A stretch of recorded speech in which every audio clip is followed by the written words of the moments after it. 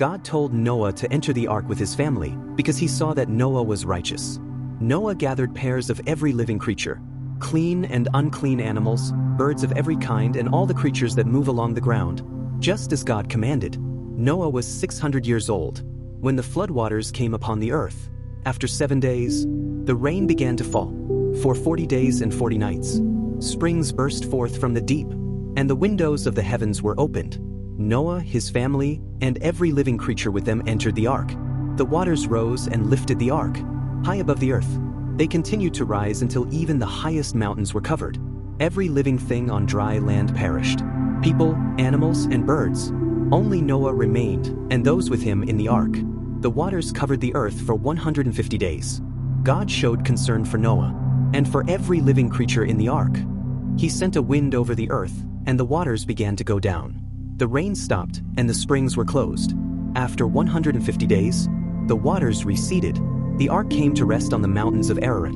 As the waters continued to fall, the tops of the mountains appeared. Noah sent out a raven and then a dove. The dove returned with a fresh olive leaf. Noah saw that the ground was dry. At God's command, he and his family came out of the ark. Every animal and bird came out with them. Noah built an altar to the Lord and offered sacrifices. The Lord promised never again to destroy all life by a flood. God blessed Noah and his sons and told them to fill the earth.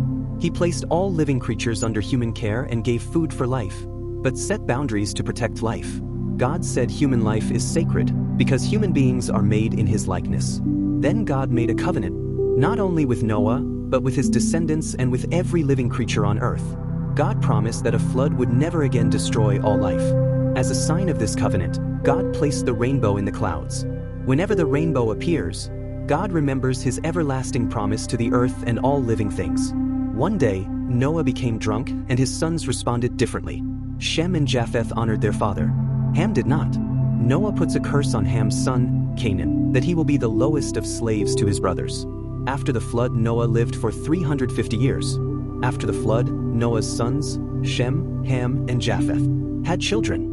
From them came families, tribes, and nations that spread across the earth. Japheth's descendants settled along the coastlands and distant regions. Ham's descendants spread through Africa and the land of Canaan. From Ham came Nimrod, a powerful ruler and mighty hunter. Shem's descendants lived in the east. Each family formed its own nation, with its own land and language. Much later, the book of 1 Chronicles repeats these same names to remind us that all nations share one human family. From Noah's sons, the nations of the world were born.